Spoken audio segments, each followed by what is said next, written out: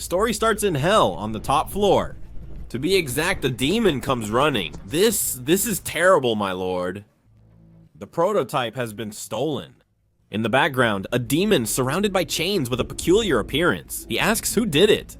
A bit frightened, the demon replies that his wife Lilith stole it, but assures him not to worry. His troops are already behind her. The news greatly frustrates the demon, prompting him to act quickly. He has some kind of hoses connected to his back as he leaves. One of them mentions with regret that he never thought he would use one of these against her, referring to his wife Lilith. On the 4th floor of hell, we see how a demonic being connected to these hoses begins to awaken. Now we know that the Demon King has sent his 4th horseman to hunt. Meanwhile, Lilith was on a ship trying to escape, very close to her goal, and with some fear she whispered, "I'll protect you, Xelu." The ship is hit by the troops, who without hesitation open fire on it. A projectile manages to hit the target and the ship is destroyed. But within the smoke, an object is thrown, and the demons watch in terror. A circular object hit the portal's surface after it reached Earth. Back on Earth, Ben is caught in a school fight. Surprisingly, he's up against Cash, the school bully. This Ben knows how to fight. He's not afraid, and I could even say he's a bit aggressive. These kinds of reactions usually get Ben into trouble. His teachers decide to punish him, while his classmates have mixed opinions. Some people congratulate him, and there are even some goth girls who are in love with him. But there are others who see something terrifying and even psychopathic in Ben, although Ben doesn't care about any of it. His grandfather has arrived, and they're gonna have the best summer traveling. Grandpa, where is he? Ben is surprised to find out that his cousin Gwen will also be joining them on the trip. Now I can tell you that Gwen is just the way she wants to be. Hopefully nothing happens to that pretty face. Later, the cousins greet each other as usual, as if they weren't family. That's when Grandpa Max steps in true Grandpa Max style. He walks over to them, eating a dish of earthworms with sea salt. I thought summer would be more fun if Gwen joined us. Please, both of you, try to get along. They'll do it for their grandfather. The cousins have no choice and agree to spend the summer together. Night falls, and unsurprisingly, the cousins' relationship isn't good. How could it be otherwise? One plays video games while the other does summer homework. I don't know who's more wrong, but Grandpa Max tries to tell scary stories. Ben, exhausted, goes for a walk in the woods. As he walks, a loud explosion grabs his attention. He quickly heads deeper into the woods to see what's going on. Everything is burning, but there's something in the center. A sphere slowly opens as claws emerge, releasing a unique energy. Ben assesses the situation, realizing it didn't fall from the sky and wonders if it came from below. The hands begin moving and something inside emerges. Ben becomes scared, wondering if it's alive. Although a little late, the strange object jumps, spreading out into a grotesque thing. With many sharp teeth, it latches onto Ben's arm, causing him great pain. Ben writhes. Each one of these teeth is destroying his arm. Ben doesn't know what's happening, he just screams in pain. Something seems to be controlling him. Unable to do anything else, his instinct is to hit. He does it so forcefully that he briefly calms the situation.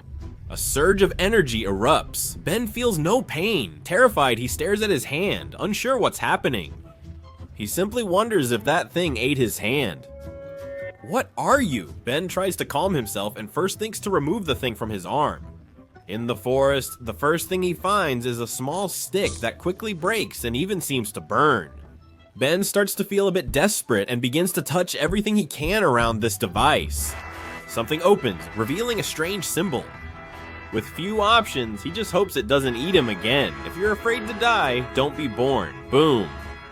The device glows, releasing a surge of energy through Ben. Gradually, he feels the energy overwhelm him and begins transforming into a terrifying being. One thing that stands out is the brief appearance of red eyes before Ben's green ones. When Ben reacts, he's a fire demon. Somewhat confused, he watches the forest burn with several crows, which soon unsettle the demon. The sound of you inferior creatures is making me sick. Wow, why me? What's going on? Why did my body move by itself? Because it's not your body, human brat, it's my body. Now you're in my body. Ben is stunned to learn that he's sharing his body with a demon. The demon is already sitting and waiting. Ben tries to make sense of it, but everything is very confusing. First my arm, then you turn me into a bonfire, and now you get into my head. What are you? Why are you here? And what's that weird thing? Did it eat my hand? Ben is agitated and needs answers. The demon, in a second, transports itself next to Ben. Don't you dare insult the Son of the Lord with your filthy mouth. Human. Ben acts tough by insulting him. The demon, frustrated, warns that insulting His Majesty's name will get him killed.